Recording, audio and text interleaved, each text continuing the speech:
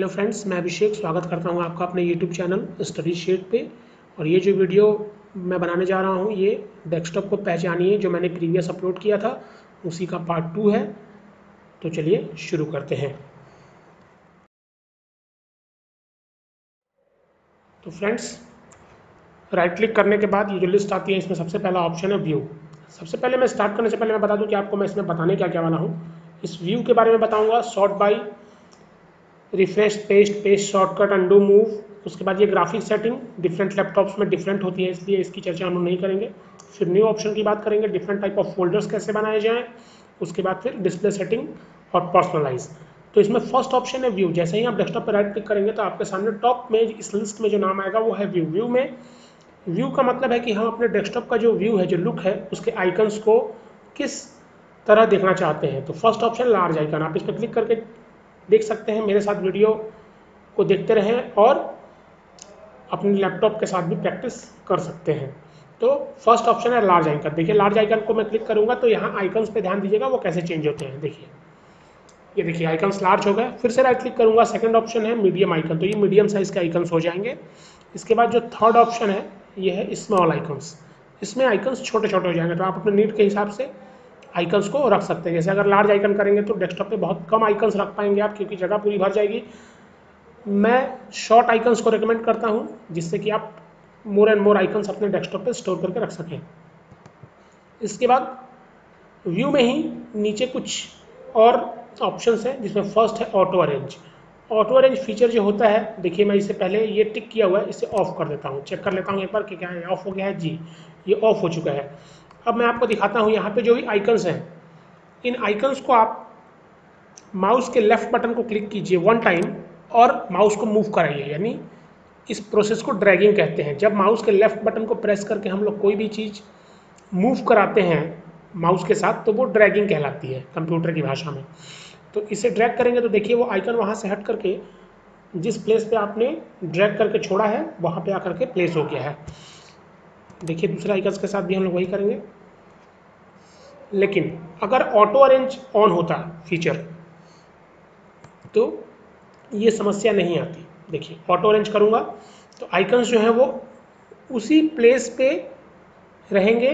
आप अगर उन्हें मूव कराने की कोशिश भी करेंगे तो वो मूव नहीं होंगे। मैं इसे टिक कर देता हूँ। देखिए जब मैं इसे टिक किया तो अब आइकन्स जहाँ पे आपने उठा के रखा था वहाँ से वो हट करके अपने प्लेस पे जा चुके हैं। अब फिर से इसे मैं मूव कराने की कोशिश करता हूँ। देखिए अब ये मूव नहीं होंगे। देखिए छोड़ते ही अपने स्थान पे वापस चले जा रहे हैं। तो ऑटो अरेंज फीचर का यूज़ करते हैं ताकि कभी बाय मिस्टेक भी अगर माउस पॉइंटर हमने मूव करा दिया तो आइकन्स इधर उधर ना हो, तो आइकन्स को ये ऑटोमेटिकली अरेंज करके रखता है एक प्रॉपर वे में। ये फीचर बहुत काम का है। इसके बाद नेक्स्ट ऑप्शन है align to grid. Align to grid actually हमेशा अप्लाई करने की जरूरत नहीं पड़ती है, मैंने अप्लाई कर दिया है इसलिए इसका इफेक्ट तो दिखेगा नहीं, लेकिन मैं समझा देता हूँ। अलाइन टू ग्रिड का जो मतलब है कि ये जो डेस्कटॉप है ये ग्रिड के फॉर्म में अरेंज रहता है। जैसे ये कॉलम पहले पूरा भरेगा, फिर ये, इसके बाद ऐसे कॉलम्स बनते चले जाते हैं। तो ये एक ग्रिड टाइप स्ट्रक्चर होता है, लाइक रो एंड कॉलम के फॉर्म में होता है। ओके, जैसे हमारा टेबल होता है, टेबल में जैसे हम डाटा स्टोर करते हैं, या छोटे बच्चों की मैथ्स की बुक जो होती है ना, छोटे छोटे बॉक्सेस बने होते हैं, वो टेबल के फॉर्म को उससे भी हम समझ सकते हैं। तो वो एक ग्रिड लाइक स्ट्रक्चर है। अब अगर हम अपने आइकन्स को कभी कंटिन्यूसली चेंज कर रहे हैं या न्यू आइकन्स प्लेस हो रहे हैं डेस्कटॉप पे, तो ये जो नीचे वाला हिस्सा है, ये स्टार्ट मेन्यू के ठीक ऊपर जो आइकन है, ये अपने प्लेस से थोड़ा ऊपर चले जाते हैं और फिर हम अलाइन टू ग्रिड करके ही उसे फिर से एक प्रॉपर वे में अरेंज कर सकते हैं। तो ये ऑप्शन हमेशा काम नहीं आता है, लेकिन अगर कभी आपको लगे कि आपके डेस्कटॉप में नीचे साइड से कोई आइकन कम है या इधर आइकन पूरे भरे हुए हैं लेकिन नीचे थोड़ा गैप ज़्यादा है, तो आप अलाइन टू ग्रिड ऑप्शन का यूज़ करके उस गैप को फुलफिल कर सकते हैं। उसका लास्ट ऑप्शन है शो डेस्कटॉप आइकन। ये बहुत कमाल का फीचर है। कभी कभी क्या होता है कि हमारे डेस्कटॉप से आइकन गायब हो जाते हैं, तो आइकन गायब हो जाते हैं तो हम इस शो डेस्कटॉप आइकन को क्लिक करके फिर से उन आइकन्स को वापस ला सकते हैं। जैसे अभी ये टिक किया हुआ है, जैसे ही मैं इसे अनचेक करूँगा तो देखिए मेरे डेस्कटॉप से आइकन्स गायब हो गए। अब कभी बाई मिस्टेक ऐसा हम कर देते हैं जानकारी के अभाव में, और फिर हम सोचते हैं कि कोई प्रॉब्लम आ गया, कोई टेक्निकल फॉल्ट आ गया, लेकिन नहीं, ये एक फीचर है विंडो का जिससे कि आप डेस्कटॉप को क्लीन करके रख सकते हैं विदाउट आइकन्स। तो व्यू में जाना है और शो डेस्कटॉप आइकन को चेक कर देना है। चेक करेंगे तो फिर से आइकन अपने अपने प्लेस पे जैसे भी आइकन्स अरेंज थे वैसे अरेंज हो जाएंगे। ठीक है, उसके बाद फिर नेक्स्ट ऑप्शन है short by. Short by feature सिर्फ डेस्कटॉप पे ही नहीं बल्कि जहाँ भी आइकन्स होते हैं उस जगह पे शॉर्ट बाई फीचर का यूज़ होता है। Okay, short by means files की शॉर्टिंग कैसे करेंगे। असेंडिंग और डिसेंडिंग ऑर्डर में शॉर्टिंग होती है, यानी A to Z और Z to A, और अगर नंबर्स के फॉर्म में है तो पहले एक बार 1 to, मतलब समझिए कि अगर 100 आइकन्स हैं तो 1 to 100, और एक बार अगर फिर क्लिक कीजिएगा तो डिसेंडिंग ऑर्डर में हो जाएगा 100 to 1। तो चलिए यहाँ पे कुछ आइकन्स हैं, इससे आप समझ पाइएगा मुझे उम्मीद है। तो शॉर्ट बाय नेम जैसे ही मैं क्लिक करूँगा तो ये आइकन्स अपने नेम के अकॉर्डिंग इनकी शॉर्टिंग हो गई है। ठीक है, लेकिन आप सोच रहे होंगे कि ये आइकन्स जो हैं ये तो नेम वाइज शॉर्टिंग नहीं है, फर्स्ट वाला या फिर दिस पीसी या फिर रिसाइकल बिन। तो ये जो आइकन्स हैं ये ऑपरेटिंग सिस्टम के बाय डिफ़ॉल्ट ऑपरेटिंग सिस्टम के द्वारा प्रोवाइड कराए हुए आइकन्स होते हैं, तो ये भी नेम के हिसाब से ही शॉर्ट हुए हैं।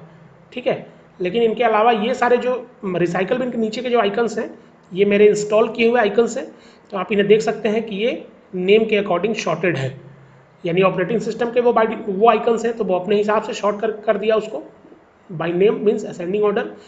और जो मैंने सॉफ्टवेयर इंस्टॉल किया है उसके अलावा, मतलब एप्लीकेशन सॉफ्टवेयर, क्योंकि कुछ सॉफ्टवेयर्स ऑपरेटिंग सिस्टम के साथ आते हैं जैसे my computer, my document, my recycle bin, control panel etcetera, उसी तरह से हम भी कुछ एप्लीकेशन सॉफ्टवेयर अपने साइट से इंस्टॉल करते हैं, तो उन सॉफ्टवेयर का भी लिस्ट यहाँ पे बनता है। तो उनके साथ देखिए जो सॉफ्टवेयर हमने इंस्टॉल किया है उसके साथ एक छोटा सा एरो लेफ्ट बॉटम साइड में आपको दिखाई देगा, देख रहे हैं, ये तो कॉपी की हुई फाइल्स है तो इनके साथ नहीं, सॉफ्टवेयर के साथ दिखाई देगा। तो ये सॉफ्टवेयर्स हैं और इनके साथ ये छोटा सा एरो दिखाई दे रहा है, इसका मतलब है कि ये हमने इंस्टॉल किया हुआ सॉफ्टवेयर है, हमारे द्वारा इंस्टॉल किया हुआ सॉफ्टवेयर है, और इनके साथ कोई शॉर्टकट एरो डिस्प्ले नहीं हो रहा है। ये छोटा सा जो एरो है इसको शॉर्टकट एरो बोलते हैं।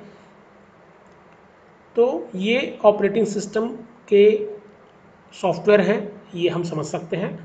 ये भी एक समझने का अच्छा तरीका है कि उसके साथ अगर शॉर्टकट एरो नहीं लगा है तो ओके, लेकिन जिनके साथ शॉर्टकट एरो लगा हुआ है ये ऑपरेटिंग सिस्टम के सॉफ्टवेयर्स नहीं है, इसको यूज़र ने अपने साइट से इंस्टॉल किया है।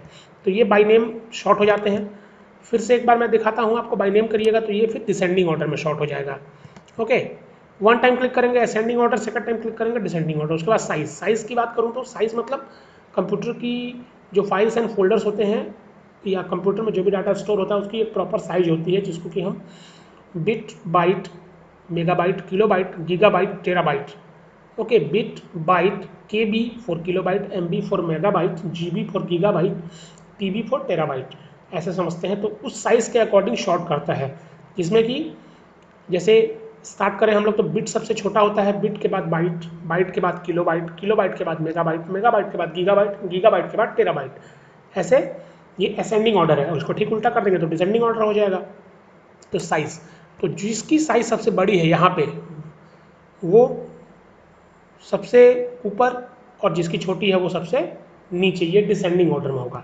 और फिर एक बार क्लिक करेंगे तो असेंडिंग ऑर्डर में जिसकी साइज़ सबसे छोटी है वो सबसे ऊपर, जिसकी साइज़ सबसे बड़ी है वो सबसे नीचे।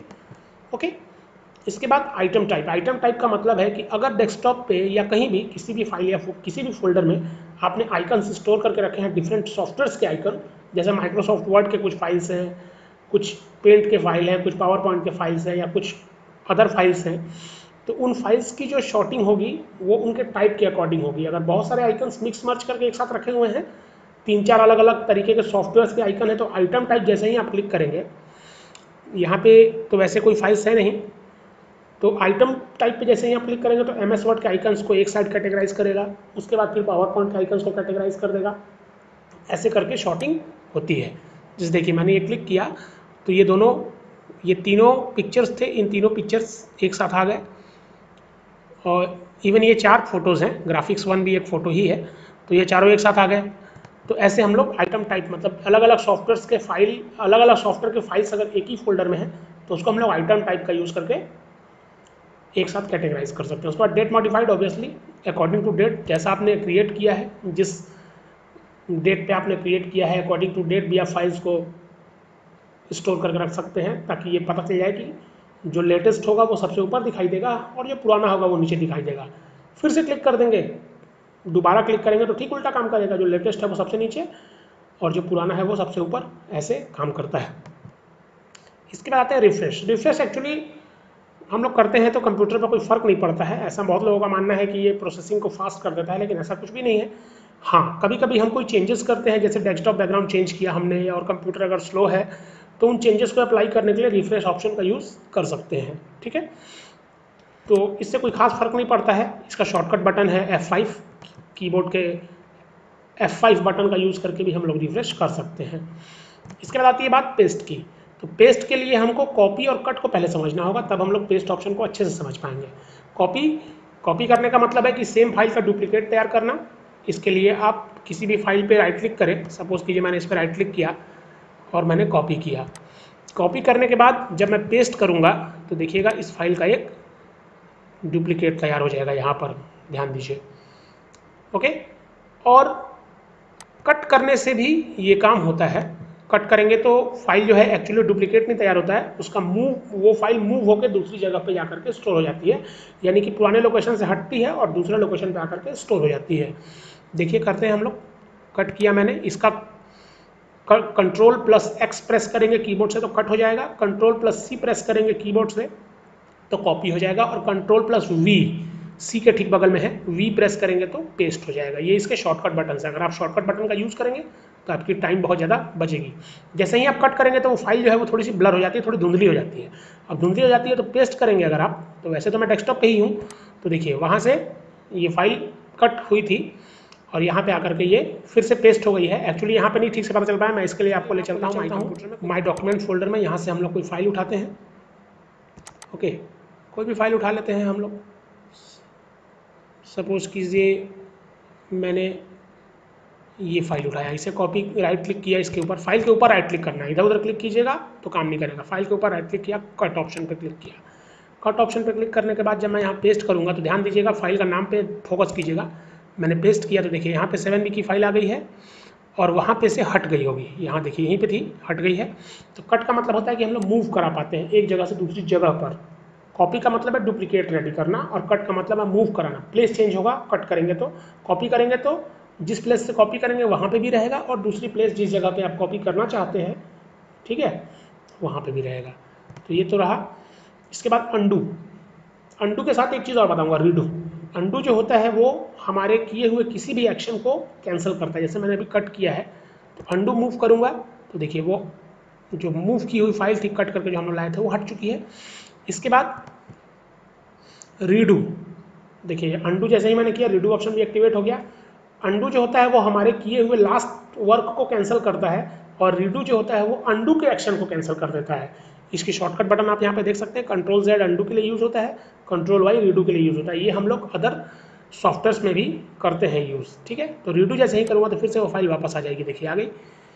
यानी अंडू के ऑप्शन को कैंसिल करने के लिए रीडू का यूज़ करते हैं, और बिना मतलब अगर हम लोगों ने कोई एक्शन परफॉर्म कर दिया है और हम नहीं चाहते कि वो चेंज हो तो फिर हम लोग अंडू का यूज़ करते हैं। ओके, जैसे कुछ टाइप किए हैं बाई मिस्टेक, कुछ गलत टाइप हो गया तो हम लोग अंडू कर देंगे तो वो टाइप किया हुआ ऑब्जेक्ट जो है वो हट जाता है। हालांकि इरेज करने से भी हटेगा, लेकिन अंडू करने से एक ही साथ हट सकता है, ठीक है। इसके बाद फिर ग्राफिक सेटिंग की चर्चा मैं नहीं करूँगा क्योंकि ये मेरे लैपटॉप का है, हो सकता है कि आपके लैपटॉप में ये ना हो। ये डिस्प्ले सेटिंग हम लोग यहाँ से समझ लेंगे। अब ये बात आती है न्यू की। न्यू का यूज़ करते हैं हम लोग फोल्डर बनाने के लिए। फोल्डर का मतलब folders are a box like structure in which we can keep our files. Okay, most of the time we use to create folder to keep similar files together. एक ही जैसी फाइल्स को store करने के लिए different folders का use करते हैं। अब इस फोल्डर में फर्स्ट मैंने बताया था पिछली वीडियो में कि न्यू ऑप्शन पे जाइए, फोल्डर पे क्लिक कीजिए तो आपका फोल्डर जो है वो बन करके तैयार हो जाएगा। इसका नाम आप रख सकते हैं कुछ भी। ओके, इंटर कर दीजिए या कहीं भी बाहर क्लिक कर दीजिएगा तो फोल्डर जो है वो क्रिएट हो जाएगा। इसके अलावा इसमें एक शॉर्टकट है, शॉर्टकट नाम का फोल्डर है। इसको मैं यहाँ से नहीं, आपको मैं बताऊँगा इसको माई कंप्यूटर के थ्रू एक फाइल को कॉपी करके, ठीक है। तब तक आगे बढ़ते हैं। जैसे ही हम लोग इस ऑप्शन में आगे बढ़ते हैं तो देखिए इसमें माइक्रोसॉफ्ट एक्सेस, अगर आप सॉफ्टवेयर के नाम से भली भांति परिचित हैं तो देखिए डिफरेंट सॉफ्टवेयर्स के नेम लिखे हुए हैं, और डायरेक्ट आप उन सॉफ्टवेयर्स का फाइल यहाँ पे क्रिएट कर सकते हैं बिना उन सॉफ्टवेयर्स को ओपन किए हुए। जैसे देखिए टेक्स्ट डॉक्यूमेंट है, सभी के कंप्यूटर में या लैपटॉप में होता है, इसलिए मैं टेक्स्ट डॉक्यूमेंट का एग्जांपल ले रहा हूँ। टेक्स्ट डॉक्यूमेंट जो होता है वो हम लोग नोटपैड की फाइल को बोलते हैं। तो नोटपैड की फाइल को हम लोग टेक्स्ट डॉक्यूमेंट बोलते हैं। .txt इसका एक्सटेंशन नेम होता है। तो देखिए मैं जैसे ही इसे क्लिक करूँगा तो न्यू टेक्स्ट डॉक्यूमेंट नाम से एक फाइल आ गई यहाँ पर। ओके, फोल्डर्स के अलावा फाइल का भी क्रिएशन होता है न्यू ऑप्शन से डिफरेंट सॉफ्टवेयर्स में, जिस सॉफ्टवेयर में आप चाहें। अब इसमें मैं लिखता हूँ माई फाइल 1, अब इंटर कर दूँ तो ये फाइल क्रिएट हो गई। वैसे ओपन करूँगा तो मुझे नोटपैड खोलने की जरूरत नहीं पड़ेगी, सीधे यहाँ से ही नोटपैड ओपन हो जाएगा। देखिए अब यहाँ पे आप कुछ भी टाइप कर सकते हैं, ठीक है।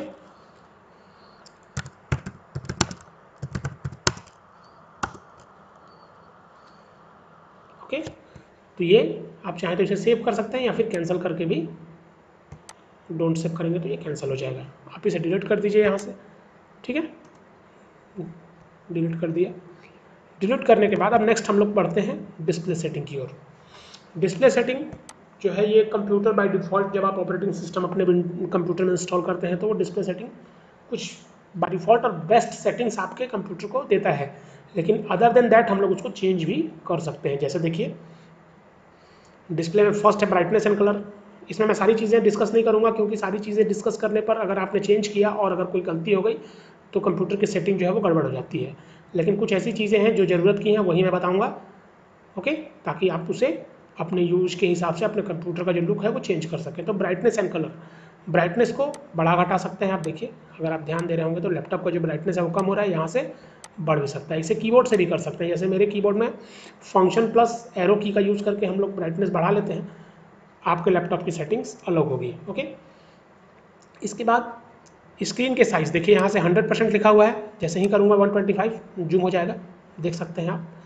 लेकिन मेरे हिसाब से ये उतना यूज़फुल नहीं है, अगर आप चाहें तो इसे बंद ही रखें तो मेरे हिसाब से ठीक रहेगा। 100% पर क्लिक करके रखिए तो ये एक बेस्ट सेटिंग आपके कंप्यूटर को बेस्ट जूम इफेक्ट मिलेगा, जिससे कि आप सारे कंटेंट्स को एक साथ देख सकेंगे। डिस्प्ले रेजोल्यूशंस मतलब लेंथ और विड्थ के हिसाब से क्या रेजोल्यूशंस चाहिए, क्या पिक्सल्स का रेशियो होना चाहिए, वो यहाँ पे दिया हुआ है। यहाँ पे बेस्ट सेटिंग जो है वो रिकमेंडेड जहाँ लिखा है, ये कंप्यूटर के ऑपरेटिंग सिस्टम के थ्रू ये बेस्ट सेटिंग प्रोवाइड की हुई है, लेकिन आप चाहें तो अपने हिसाब से इसे चेंज कर सकते हैं। देखिए मैं यहाँ पे एक ये लेके दिखाता हूँ आपको। देखिए ये चेंज हुआ और ये पूछ रहा है कि क्या आप इसे चेंज करना चाहते हैं। तो अगर आप चेंज करना चाहते हैं तो कीप चेंज पे क्लिक कीजिए, अदरवाइज रिवर्ट पे क्लिक कर दीजिए।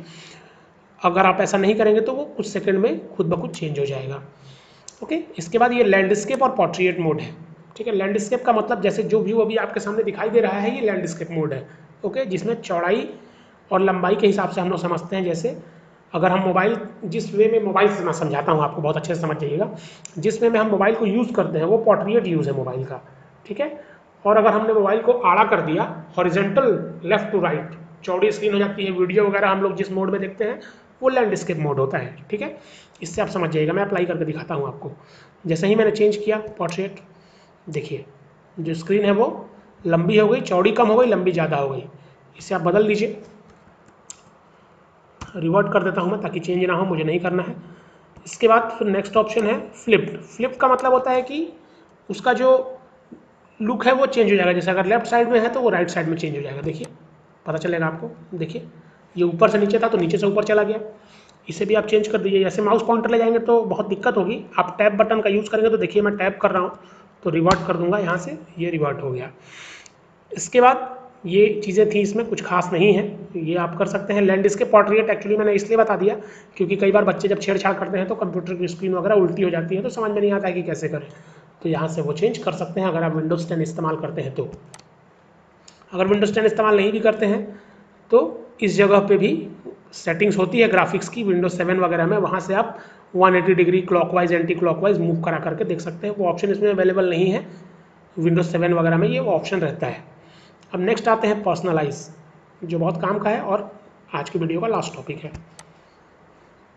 पर्सनलाइज में हम लोग डेस्कटॉप का बैकग्राउंड चेंज करें, उसके बाद थीम्स चेंज कर सकते हैं, कलर चेंज कर सकते हैं। लॉक स्क्रीन का मतलब जहाँ पे हम लोग पासवर्ड देते हैं ना वो लॉक स्क्रीन है, उसके भी जगह पे हम लोग वॉलपेपर वगैरह लगा सकते हैं, उसको चेंज कर सकते हैं, फॉन्ट चेंज कर सकते हैं। तो पहले मैं बताता हूँ बैकग्राउंड जो आपके डेस्कटॉप का ये वॉलपेपर है इसको हम लोग बैकग्राउंड बोलते हैं, मैंने बताया था फर्स्ट वीडियो में, ठीक है। इस बैकग्राउंड को डेस्कटॉप ना समझें, ये बैकग्राउंड सिर्फ आपके डेस्कटॉप का एक वॉलपेपर है जिससे आपका डेस्कटॉप सुंदर लगता है, ठीक है।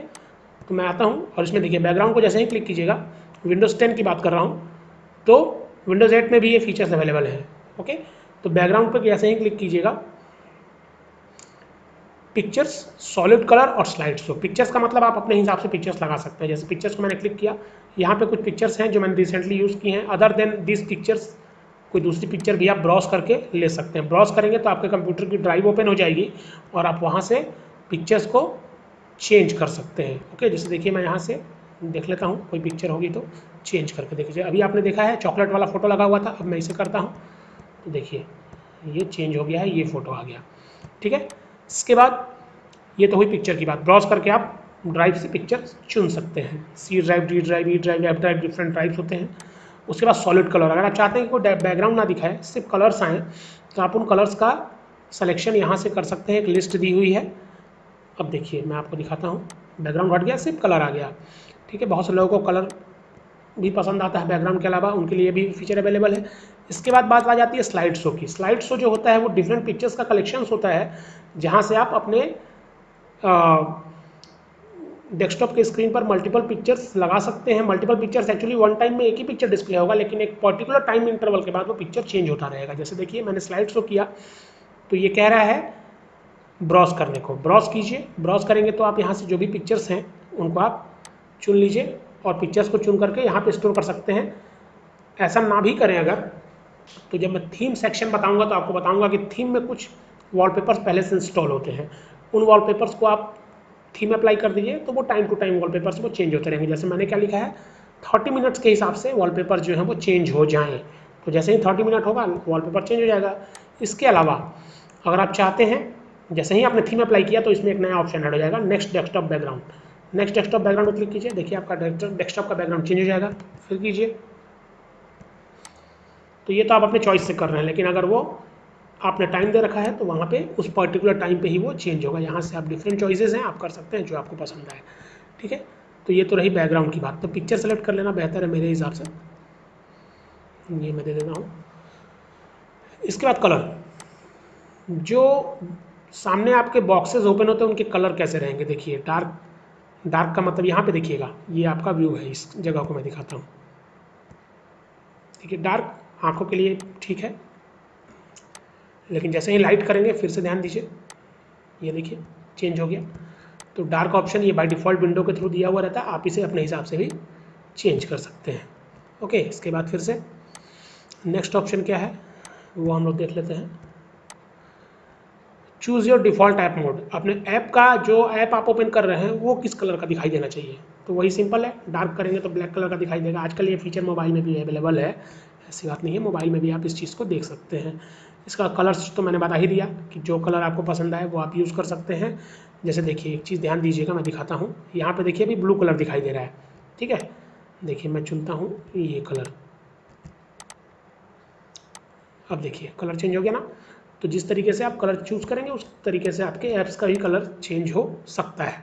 Okay, lock screen next option है। लॉक स्क्रीन, मैंने ये फ़ोटो सेलेक्ट कर रखा है। जैसे ही आप अपने कंप्यूटर को अगर पासवर्ड दे रखा है आपने, तो उस जगह पे ये फ़ोटो डिस्प्ले होगा। आप चाहें तो वहाँ पे सॉफ्टवेयर वगैरह भी लगा के रख सकते हैं। यहाँ पे प्लस पे क्लिक करके आप अपने सॉफ्टवेयर्स को चूज़ कर लीजिए। जिस सॉफ्टवेयर को आप चूज़ करेंगे वो सॉफ्टवेयर वहाँ पे डिस्प्ले होने लगेगा, आप वहाँ से डायरेक्ट एक्सेस कर सकते हैं। ठीक है, थीम्स मैंने बताया, थीम्स जो होती हैं प्री लोडेड मीडिया फाइल्स होती हैं, जिसमें कि डेस्कटॉप बैकग्राउंड होते हैं, साउंड्स होते हैं, different type of mouse cursor हैं, अलग अलग कलर्स अवेलेबल होते हैं थीम्स में। ये आपके मोबाइल में भी होती है, जैसे ही थीम चेंज करते हैं मोबाइल का पूरा लुक चेंज हो जाता है। सेम कंडीशन लैपटॉप के साथ भी है। ओके, तो देखिए यहाँ से कोई भी एक थीम चुन लीजिए। जैसे कि मैंने फ्लावर को चुना, तो फ्लावर जैसे ही अप्लाई करूँगा देखिए शायद चेंज हो गया होगा, बिल्कुल चेंज हो गया है। और चेंज हो गया है तो अब इसके बाद इसके जो इसमें देखिए 6 इमेजेस हैं, ध्यान दीजिए 6 इमेजेस लिखा हुआ है ना। अब मैं बैकग्राउंड चेंज करके आपको दिखाता हूँ। राइट क्लिक कीजिए, नेक्स्ट बैकग्राउंड, तो यहाँ पे नेक्स्ट फ्लावर का बैकग्राउंड आ जाएगा। ओके, तो ये पर्टिकुलर टाइम इंटरवल पे ऑटोमेटिक चेंज होता रहता है। तो ये थीम्स का सेक्शन था। इसके बाद फ़ॉन्ट जो है, एक्चुअली मुझे लगता है कि फ़ॉन्ट्स वगैरह को छेड़छाड़ नहीं करना चाहिए, क्योंकि विंडोज़ जो होता है वो बेस्ट अपीयरेंस और बेस्ट परफॉर्मेंस के हिसाब से फ़ॉन्ट खुद ही चुन के देता है। लेकिन इसके अलावा आप चाहें तो यहाँ पर different type of fonts available हैं, जिन फ़ॉन्ट्स का आप चुनाव करेंगे आपके कंप्यूटर पर अप्लाई हो जाएगा। ओके, उसके बाद नेक्स्ट है स्टार्ट। स्टार्ट यानी ये स्टार्ट, ये वाला जो क्लिक करने पर स्टार्ट हमारे सामने डिस्प्ले हो रहा है, ये स्टार्ट है, ठीक है। तो यहाँ पे show more tiles on start, जैसे ही इसे ओपन, पहले टाइल्स समझिए क्या होता है। ये छोटे छोटे जो एप्लीकेशंस हैं डिफरेंट, ये टाइल्स हैं अकॉर्डिंग टू दिस विंडो। अब जैसे ही इसे आप ऑन करेंगे तो देखिएगा नंबर ऑफ टाइल्स बढ़ जाएगा, ध्यान दीजिए, ठीक है। अगर आपने ऐड कर रखा है तो बढ़ेगा, मैंने ऐड नहीं किया है, ठीक है। तो देखिए ये थोड़ा छोटा हो गया, थोड़ा बड़ा छोटा हो रहा है, ठीक है। तो ये चेंजेस आते हैं इसमें। अगर डिफरेंट ऐप्स हैं तो यहाँ पे देखिए गैप आ गया, आप ऐड कर सकते हैं। इसके बाद सो app list in start menu. App list पहले समझिए, ऐप लिस्ट क्या है। ये वाली लिस्ट जो है इसको ऐप बोलते हैं, जो सॉफ्टवेयर इंस्टॉल किया हुआ है। देखिए मैं इसे ऑफ कर देता हूँ तो देखिएगा वो ऐप लिस्ट गायब हो जाएगी वहाँ से। देखिए जैसे कई बार होता है कि बच्चे छेड़छाड़ कर देते हैं, तो आप ये ऑप्शन इनेबल करके रख सकते हैं, जिससे कि सॉफ्टवेयर की लिस्ट नहीं दिखाई देगी। इसके बाद recently added apps. Recently added app का मतलब होता है जो ऐप आप फिलहाल यूज़ कर रहे हैं, ज़्यादा से ज़्यादा यूज़ करते हैं, वो रिसेंटली एडेड ऐप्स हैं। इसे ऑन रखिए, जिससे कि आपकी चॉइस स्टार्ट मेनू में पहले से दिखाई देगी। Next show most used app. Most used app का मतलब हुआ कि ये देखिए सामने, देखिए ये मोस्ट यूज्ड ऐप का जो कॉलम है वो सबसे फर्स्ट में दिखाता है, यानी आपने इन ऐप्स का यूज़ ज़्यादा किया है। इसे अगर आप ऑफ कर देंगे तो वो फीचर वहाँ से ऑटोमेटिकली डिसेबल हो जाएगा। देखिए हट गया। उसके बाद इसे ऑन कर दीजिए, काम की फीचर है। इसके बाद show suggestions occasionally in start. Suggestions का मतलब जैसे कि आप कोई कीवर्ड टाइप करते हैं, सपोज कीजिए कि आपने MS टाइप किया, MS, तो माइक्रोसॉफ्ट के सारे सॉफ्टवेयर को वो दिखा देगा। तो ये फीचर भी बहुत अच्छा है। Use start in full screen. Full screen mode पे स्टार्ट को दे दीजिए, तो देखिए अब फुल स्क्रीन पे ये ओपन होने लग जाएगा, है ना। लेकिन फुल स्क्रीन पे हमें ओपन करना ठीक नहीं लगता है, छोटा ही रहे, जिससे कि हम लोग पीछे का भी व्यू ले सकें, जो पीछे काम हो रहा होता है, ठीक है। Last task bar. Task bar, lock the task बार, ये बहुत कमाल का फीचर है। कई बार क्या होता है कि हमारा टास्क बार जो है उसकी पोजीशन जो है चेंज हो जाती है, ये हम यहाँ से भी कर सकते हैं, ठीक है। पोजीशन जो है वो चेंज हो जाती है, अभी लॉक नहीं है तो देखिए कहीं पे भी, देखिए लॉक वाला ऑप्शन अभी ऑफ है, तो टास्क बार जो है कहीं भी जा सकता है। लेकिन अगर आप इसे लॉक कर देते हैं तो फिर ये मूवेबल नहीं होगा। अब ये मूव कैसे हो रहा है, वही लेफ्ट बटन प्रेस करके ड्रैग करने से, ठीक है, ये मूव हो जाता है। लॉक करके रखिए इसे, ताकि जहाँ भी आप चाहते हैं टास्क बार का होना, ये टास्क बार है जानते ही हैं आप लोग, उसे उस जगह पे प्लेस कर दीजिए और उसके बाद वो लॉक कर दीजिए, तो वो मूव नहीं होगा। Automatically hide the task bar in desktop mode. Desktop mode में ऑटोमेटिकली हाइड करने के लिए इसे ऑन कीजिए और ये हाइड हो गया। अब वो आएगा कैसे, तो आप जैसे ही माउस का पॉइंटर नीचे ले जाएंगे ऑटोमेटिकली आ जाएगा, फिर हट जाएगा, माउस पॉइंटर हटेगा तो फिर माउस पॉइंटर ले जाइएगा तो फिर से आ जाएगा। ओके, तो ये ऑटोमेटिक हाइड हो रहा है, ठीक है। बहुत से लोगों को फुल स्क्रीन व्यू पसंद होता है तो वो कर सकते हैं। ऑटोमेटिकली हाइड टास्क बार इन टैबलेट मोड। टैबलेट मोड मतलब जिनका जो लैपटॉप है वो अगर टच एंड टाइप बोथ है तो उस जगह पे आप इस फीचर का यूज़ करेंगे तो ऊपर वाले फीचर की तरह ये काम करेगा। Use small task bar button, ध्यान दीजिए ये स्मॉल बटन्स को अभी मैंने ऑन कर रखा है, जैसे ही मैं इसे ऑफ करूँगा तो आइकन्स बड़े बड़े हो जाएंगे, ठीक है। फिर मैं इसे ऑन कर देता हूँ, छोटे रहें, ठीक है। Use peek to preview the desktop when you move your mouse to the show desktop button at the end of the task bar. देखिए टास्क बार के एंड में एक छोटा सा लाइन है, शायद आपको दिख रहा होगा, इसे क्लिक करेंगे तो डेस्कटॉप ऑटोमेटिक ओपन हो जाता है, सारे सॉफ्टवेयर जो है वो मिनिमाइज हो जाते हैं। फिर से क्लिक कीजिएगा तो जो करंट में आपने सॉफ्टवेयर खोल रखा था वो खुल जाता है, ठीक है। तो इस ऑप्शन को लेकिन अगर आप ऑन कर देते हैं तो यहाँ पे जब आप जाएंगे तो आपको क्लिक करने की जरूरत नहीं पड़ेगी, बस माउस का पॉइंटर ले जाइए, आपका डेस्कटॉप आपके सामने है, हटाइए माउस का पॉइंटर, रिसेंट टैब आपके सामने आ जाएगा। तो आप क्लिक करके देखना चाहते हैं तो इसे ऑफ कर दीजिए, लेकिन अगर आप सिर्फ माउस पॉइंटर ले जाकर देखना चाहते हैं तो इसे ऑन कर दीजिए। ओके, इसके बाद जो टास्क बार की पोजीशंस है अनलॉक करके आप उसे जहाँ कहीं भी रख सकते हैं, ठीक है। लेफ्ट, राइट, टॉप, बॉटम, जहाँ मन करे आपका यहाँ से चेंज कर सकते हैं। मेरे हिसाब से मुझे बॉटम ठीक लगता है तो बॉटम ही मैं रख रहा हूँ, ठीक है। उसके बाद टास्क बार जब मतलब कंबाइन का मतलब हुआ कि एक साथ कंबाइन कर देगा इन सारे बटन्स को, ठीक है। अब उनके लेबल्स को हाइड करके आप इसे कंबाइन कर सकते हैं जब टास्क बार फुल हो जाएगा। देखिए अभी मैंने यहाँ पे दो सॉफ्टवेयर ओपन है, एक सेटिंग में आपको समझा रहा हूँ और एक और सॉफ्टवेयर। तो जैसे ही मैं टास्क बार मतलब जब full auto always hide labels, ये लेबल्स जो हैं हाइड रहेंगे, इसे क्लिक करने पर सिर्फ उस सॉफ्टवेयर का आइकन शो करेगा। लेकिन जैसे ही आप when task bar is full करेंगे तो ये पूरा यहाँ पे लेबल के साथ आ रहा है, उस सॉफ्टवेयर का आइकन और उसका नाम दोनों। लेकिन जैसे ही ये भर जाएगा पूरा तो फिर वो कुछ इस तरीके से दिखाई देने लगेगा। सिर्फ आइकन्स दिखाएंगे, फिर आप वहाँ कर्सर ले जाएंगे तो आपको वो सॉफ्टवेयर जो है वो डिस्प्ले होने लगेगा। ठीक है, नेवर कर देंगे तो फिर वही है कि नेक्स्ट सारे सॉफ्टवेयर स्टोर होते जाएंगे और यहाँ पे लिस्ट बनती जाएगी, फिर आपको स्क्रॉल कर करके सॉफ्टवेयर्स को वापस लाना होगा। ठीक है, तो ऑलवेज हाइड लेबल्स कर दीजिए, ज़्यादा से ज़्यादा आइकन्स आपके टास्क बार में स्टोर हो सकते हैं ऐसा करने से। ठीक है, बाकी तो कोई फीचर मुझे इंपॉर्टेंट लग नहीं रहा है इसमें से, तो मैंने ये एक छोटा सा वीडियो बनाया जो आप लोगों के लिए मुझे पूरी उम्मीद है कि हेल्पफुल होगा, खास करके बच्चों के लिए जो बेसिक कंप्यूटर सीख रहे हैं या बड़ों के लिए भी जो कंप्यूटर्स के बेसिक चीज़ों को सीखना चाहते हैं। तो ये कंप्यूटर के बेसिक लेसन का डेस्कटॉप को पहचानिए पार्ट का दूसरा वीडियो था। अगर वीडियो अच्छा लगे तो दोस्तों के साथ शेयर करें, चैनल को सब्सक्राइब करें। Thank you so much.